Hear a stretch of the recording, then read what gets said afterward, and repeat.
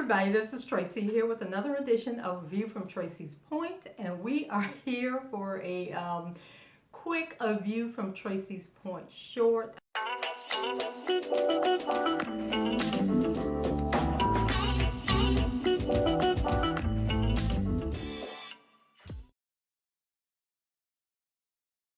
I wasn't going to do a video tonight, but then things got to rocking.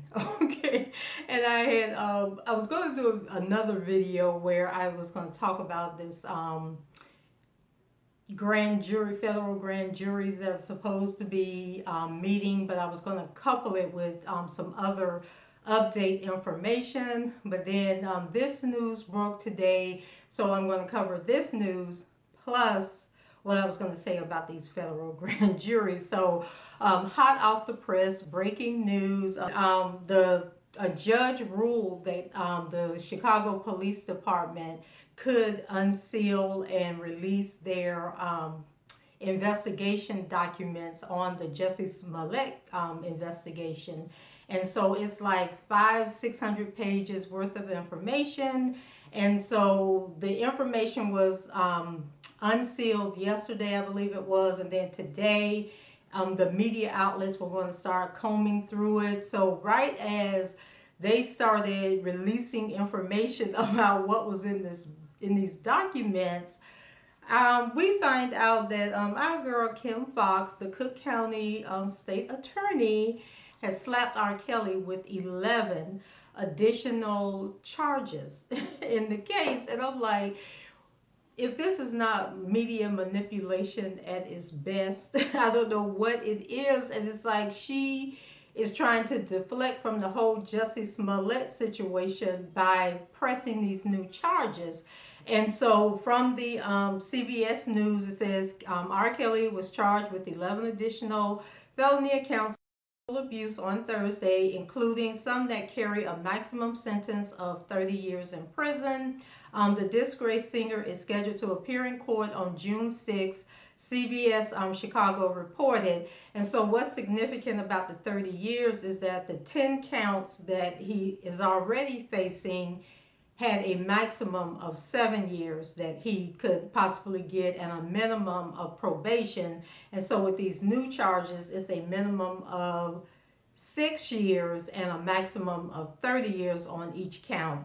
And so the new charges include 4 counts of aggravated criminal assault, 3 counts of aggravated criminal abuse of a victim between the ages of 13 and 16, 2 counts of criminal sex assault by force, and 2 counts of aggravated criminal.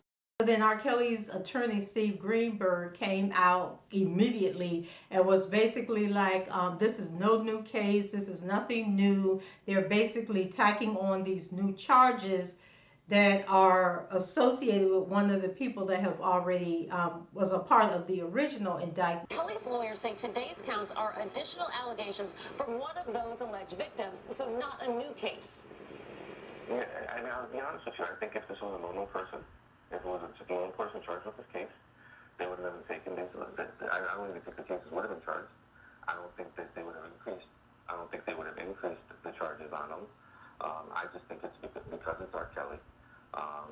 They're trying to run with it. So we learned throughout the day that basically these 11 charges are associated with Jerhonda Pace. And so now there's going to be like 14, I think, 14 or 15 charges that he's facing are all associated with her. And so she couldn't wait to take to Twitter and her Instagram account, to say, oh, R. Kelly fans are coming for me.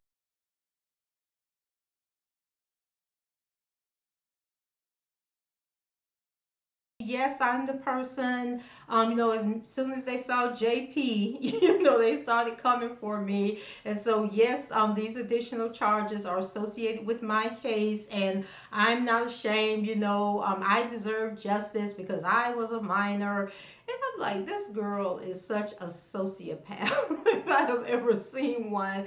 Like, she is so hungry for attention, and I can only associate it to her childhood, like something traumatic has really, really happened in her childhood where she just craves this attention. And I don't know if you guys saw the videos that she did about a week ago with Jonjolyn Savage and Tim Savage on Instagram.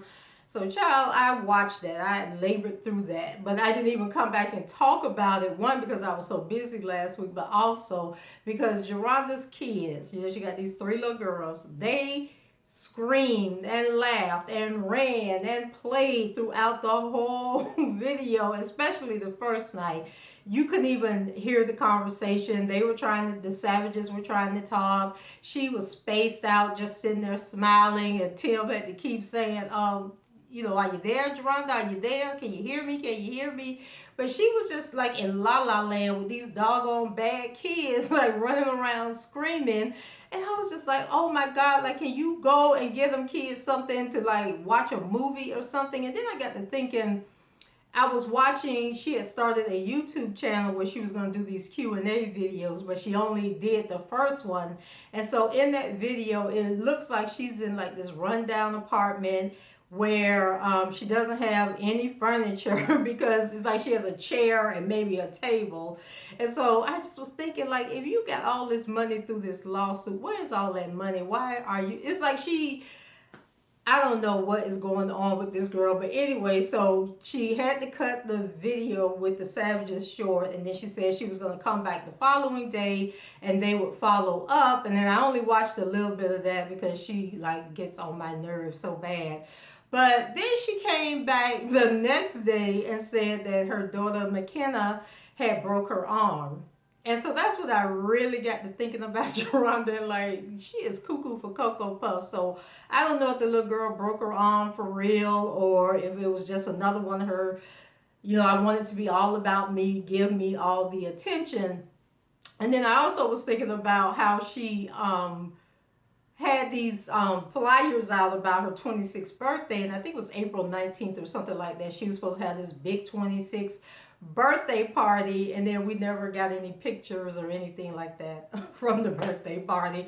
So I don't know if she had a birthday party or not, but anyway, it just seems like she's really seeking attention, and just her response to everything is like she's really like eating all this up, and she loves to fight, that all the focus is upon her. And so at this point, I'm just thinking she done lied so much. Like, she admitted on that Q&A video that she did on her channel that she did go on the Bill Cunningham show, but she lied. It was all a lie.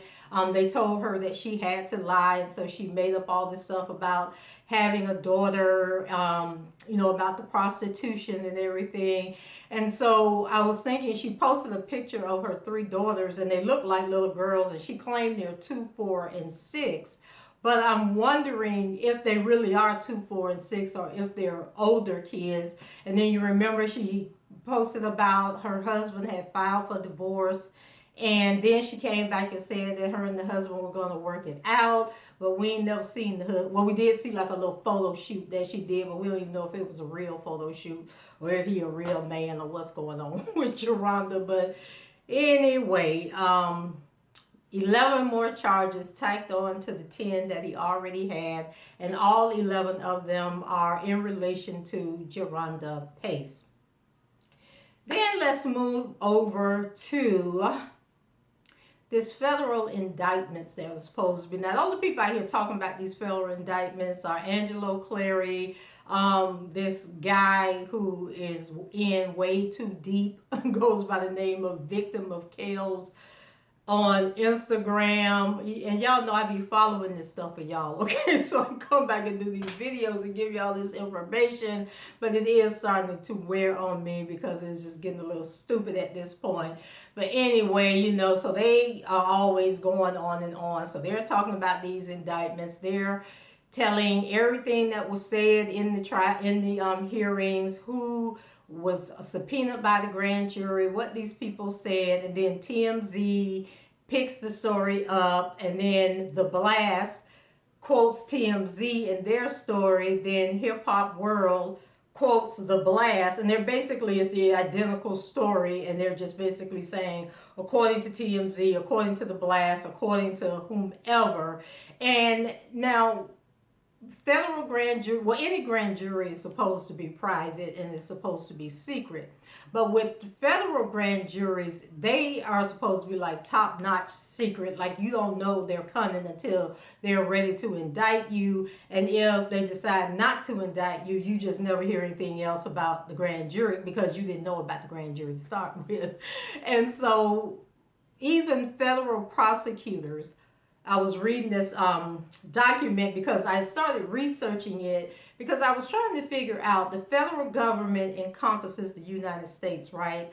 So I was trying to figure out why would the Northern District of New York, the Southern District of New York, and the Northern District of Chicago, why would all three of these federal offices be conducting grand juries on the exact same alleged charges against them? Like, to me, that didn't make any sense. That I could see them like working together, but to hold three separate grand juries. So according to TMZ and the Clarys, there was supposed to be a grand jury meeting in the Southern District of New York about 2 weeks ago or a week and a half ago that they finished up their grand jury. And then this week it was supposed to be in the Chicago district that was conducting a federal grand jury. And so they were talking about all these people, that were supposed to be there. They were naming names. They were talking about the Russell guy, Don Russell, who I thought was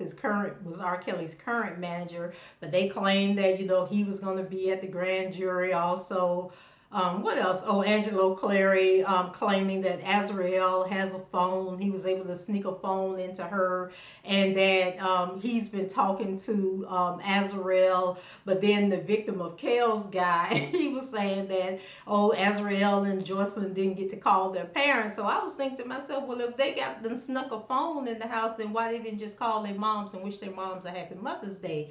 So y'all kind of tripping yourself up. But anyway, so in federal grand juries is big secrecy, and like even federal prosecutors can't talk to other federal prosecutors about the grand jury or about the cases if they're not both working on the case together. So like if you're friends with another prosecutor, technically you cannot go to that other prosecutor and say, yeah, this happened in the grand jury or whatever. And in most cases, that's how the federal grand jury works.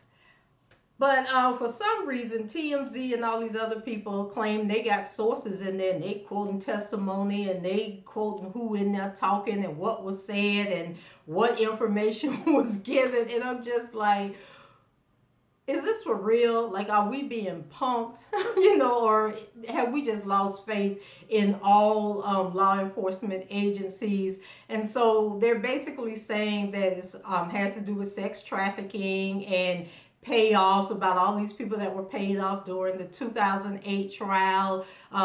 Basically all this stuff that we've been hearing like over the past year or whatever, all these alleged rumors about, he sent the family on vacation, he did this, he did that, he was transporting girls around the country. And I'm sitting there saying, now, if my 16-year-old or 15-year-old or 14-year-old daughter told me she was getting ready to get on the plane and go somewhere, I need to know who you getting on the plane with and where y'all going and who paid for this plane ticket. So I'm just a little curious as to who was all these girls who was getting on plane tickets and flying all over the country to be with R. Kelly. And I'm thinking, like, all this stuff that they're talking about is so stupid. And then do they have the receipts from the plane tickets? Do they have all these girls coming before the grand jury to testify that, yeah, this happened to me? Like, I am just really, really confused. And if they do have people that are coming forth with this information, why didn't those people go to Kim Foxx when she put out her clarion call for victims? Like, none of this is making sense to me. And then, like I say, the Don Russell guy, I thought that was the guy that is with R. Kelly now. So why would he be going to talk to a grand jury and R. Kelly not know that he was going to talk to the grand jury? So it's just really, really confusing. And just the fact that there's supposed to be all this secrecy and nobody's supposed to be talking, but then you got all this information out here in the blogs and everything. It doesn't make sense to me. And then, of course, when TMZ say that they go to the federal districts to ask for a comment, they come back and say, we don't talk about pending cases and we don't let people know if there is a pending case. So guys, what do y'all think? I mean, is the federal grand juries, are they still meeting? Why would 3 jurisdictions be meeting about the same exact things, talking to the same people? Like, does any of this make sense to any of you? And then what do you think about Cuckoo for Cocoa Puffs, Jerhonda Pace, and these new 11 charges that Kim Foxx done threw out there to throw attention off the whole Jussie Smollett case? And are we going to find some information in these Jussie Smollett records that's really going to hang her out to dry? Because Kim Foxx is very problematic at this point. Like, can she be trusted? Like, is she misusing her authority in this position? And if you're from Chicago, did you vote for this heifer to get into office? We the people want to know. Okay, that's it for me. Leave your comments below, rate the video, and subscribe to the channel if you haven't done so already. And until the next time, I shall talk to you guys later. Bye-bye.